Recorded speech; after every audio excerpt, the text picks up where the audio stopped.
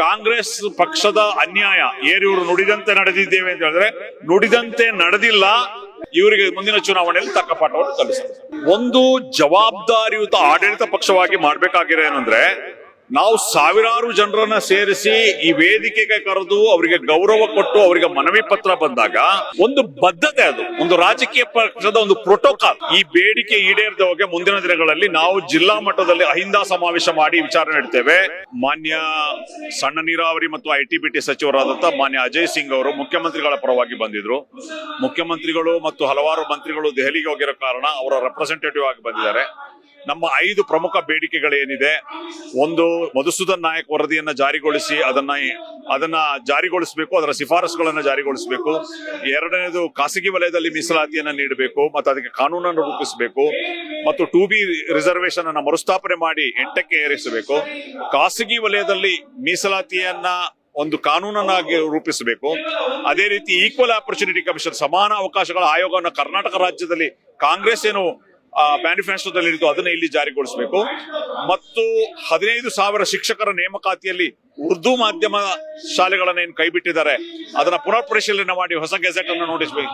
ಈ 5 ಬೇಡಿಕೆಗಳ ಬಗ್ಗೆ ತುಂಬಾ ಪೂರಕವಾಗಿ ನಮ್ಮ ಮಾನ್ಯ ಅಜಯ್ ಸಿಂಗ್ ಅವರು ಚರ್ಚೆ ಮಾಡಿದರೆ, ಮುಖ್ಯಮಂತ್ರಿಗಳ ಬಳಿ ಇದರ ಬಗ್ಗೆ ಚರ್ಚೆ ಮಾಡ್ತಾನೆ, ಅಲ್ಪಸಂಖ್ಯಾತರ ಮಂತ್ರಿಗಳ ಬಗ್ಗೆ ಚರ್ಚೆ ಮಾಡ್ತಾನೆ.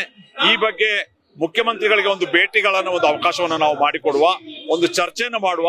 ಕಾಂಗ್ರೆಸ್ ಸರ್ಕಾರ ಅಹಿಂದ ವರ್ಗಗಳ ಪರವಾಗಿದೆ, ಈ ಬೇಡಿಕೆಗಳನ್ನ ಪ್ರಾಮಾಣಿಕವಾಗಿ ಈಡೇರಿಸುವಂತ ಪ್ರಯತ್ನವನ್ನು ಮಾಡ್ತಾರೆ ಅಂತೇಳಿ ಒಂದು ಆಶ್ವಾಸನೆಯನ್ನ ಕೊಟ್ಟು ಮಾನ್ಯ ಮಂತ್ರಿಗಳು ಇಲ್ಲಿಂದ ತೆರಳಿದ್ದಾರೆ.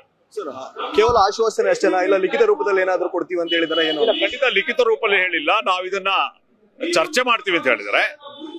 ಒಂದು ಜವಾಬ್ದಾರಿಯುತ ಆಡಳಿತ ಪಕ್ಷವಾಗಿ ಮಾಡ್ಬೇಕಾಗಿರೋ ಏನಂದ್ರೆ, ನಾವು ಸಾವಿರಾರು ಜನರನ್ನ ಸೇರಿಸಿ ಈ ವೇದಿಕೆಗೆ ಕರೆದು ಅವರಿಗೆ ಗೌರವ ಕೊಟ್ಟು ಅವರಿಗೆ ಮನವಿ ಪತ್ರ ಬಂದಾಗ ಆ ಮನವಿ ಪತ್ರದ ಬಗ್ಗೆ ಚರ್ಚಿಸಿ, ಆ ಮನವಿ ಪತ್ರಕ್ಕೆ ನಮ್ದು ಒಂದು ರಾಜಕೀಯ ಪಕ್ಷ ಒಂದು ಪ್ರತಿಪಕ್ಷವಾಗಿ ನಮಗೆ ಉತ್ತರ ಕೊಡಬೇಕಾದ ಜವಾಬ್ದಾರಿ ಇದೆ. ಬೈ ರೈಟಿಂಗ್ ಅಲ್ಲಿ ಅವರು ಉತ್ತರ ಕೊಡಬೇಕು. ಅದೊಂದು ಒಂದು ಬದ್ಧತೆ, ಅದು ಒಂದು ರಾಜಕೀಯ ಪಕ್ಷದ ಒಂದು ಪ್ರೋಟೋಕಾಲ್. ಆ ಪ್ರೋಟೋಕಾಲ್ ಅನ್ನು ಅವ್ರು ಮಾಡಬೇಕು, ಇದಕ್ಕೆ ರಿಪ್ಲೈ ಕೊಡಬೇಕು ಅಂತ ಹೇಳಿ ತಮ್ಮ ಮಾಧ್ಯಮದ ಮೂಲಕ ಅವರಿಗೆ ನಾವು ಕೇಳ್ಕೊಳ್ತೀವಿ. ಈಗಾಗಲೇ ಅಲ್ಪಸಂಖ್ಯಾತರ ವಿಚಾರದಲ್ಲಿ ನೋಡೋದಾದ್ರೆ 3 ಮಂತ್ರಿಗಳಿದ್ದಾರೆ. ಸೊ ಯಾರು ಈ ಒಂದು ನಿಮ್ಮ ಪ್ರತಿಭಟನೆ ಸ್ಥಳಕ್ಕೆ ಯಾರು ಬಂದಿಲ್ಲ ಸರ್, ಇದ್ರ ಬಗ್ಗೆ ಹೇಳೋದಾದ್ರೆ? ನೋಡಿ, ಈಗ ಏನಾಗುತ್ತದೆ, ನಮ್ಮ ಪ್ರತಿಭಟನಾ ಸ್ಥಳದಲ್ಲಿ ಸರ್ಕಾರ ಯಾರನ್ನ ನಿಯೋಜನೆ ಮಾಡ್ತದೆ ಅವರು ಬಂದಿದ್ದಾರೆ. ಈಗ ಮಾನ್ಯ ಅಜಯ್ ಸಿಂಗ್ ಅವರು ಬಂದಿದ್ದಾರೆ.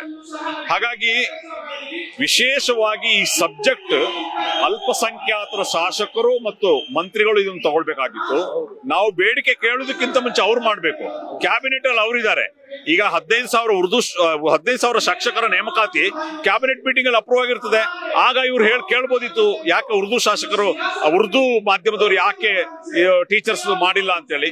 ಇದನ್ನೆಲ್ಲ ಅವರ ಒಂದು ವೈಫಲ್ಯ, ಅಂದ್ರೆ ಅಲ್ಪಸಂಖ್ಯಾತ ಸಚಿವರ ಮತ್ತು ಶಾಸಕರ ವೈಫಲ್ಯ ಇರುವ ಕಾರಣ ಈ ರೀತಿ ಆಗ್ತಾ ಇದೆ, ಅಲ್ಪಸಂಖ್ಯಾತರಿಗೆ ಅನ್ಯಾಯ ಆಗ್ತದೆ ಅಂತೇಳಿ ಇದನ್ನ ವಿಶ್ಲೇಷಣೆಯನ್ನು ಮಾಡ್ತಾರೆ. ಸರ್, ಇವಾಗ ಸಚಿವರು ಬಂದ್ರು, ಕೇವಲ ಆಶ್ವಾಸನೆ ಮಾತ್ರ ಕೊಟ್ಟಿದ್ದಾರೆ ಸರ್. ಮುಂದಿನ ದಿನಗಳಲ್ಲಿ ಬೇಡಿಕೆ ಈಡೇರಿಲ್ಲ ಅಂದ್ರೆ ಮುಂದೆ ಏನು ನಿಮ್ಮ ಪ್ರೊಸೀಜರ್ ಏನು ಅಂತಕ್ಕಂಥದ್ದು? SDP ಈಗಾಗಲೇ ನಾನು ಬಹಿರಂಗವಾಗಿ ಘೋಷಣೆ ಮಾಡಿದ್ದೇನೆ, ಈ ಬೇಡಿಕೆ ಈಡೇರದ ಹೋಗಿ ಮುಂದಿನ ದಿನಗಳಲ್ಲಿ ನಾವು ಜಿಲ್ಲಾ ಮಟ್ಟದಲ್ಲಿ ಅಹಿಂದ ಸಮಾವೇಶ ಮಾಡಿ ವಿಚಾರಣೆ ಇಡ್ತೇವೆ. ಪ್ರತಿಯೊಂದು ಹಳ್ಳಿಗಳಿಗೆ ನಾವು ಇದನ್ನ ವಿಷಯನ ತೆಗೆದುಕೊಂಡು ಹೋಗ್ತೇವೆ. ಕಾಂಗ್ರೆಸ್ ಪಕ್ಷದ ಅನ್ಯಾಯ ಇವರು ನುಡಿದಂತೆ ನಡೆದಿದ್ದೇವೆ ಅಂತ ಹೇಳಿದ್ರೆ ನುಡಿದಂತೆ ನಡೆದಿಲ್ಲ, ಇವರು ಸುಳ್ಳು ಕೋರರು ಅಂತ ಹೇಳಿ ಜನರ ಮುಂದೆ 2028 ಅಸೆಂಬ್ಲಿ ಚುನಾವಣೆವರೆಗೆ ಈ ಅಜೆಂಡಾಗಳನ್ನ ಜನಮಾನಸದಲ್ಲಿ ತೆಗೆದುಕೊಂಡು ಹೋಗಿ ಇವರಿಗೆ ಮುಂದಿನ ಚುನಾವಣೆಯಲ್ಲಿ ತಕ್ಕ ಪಾಠವನ್ನು ಕಲಿಸ್ತಾರೆ.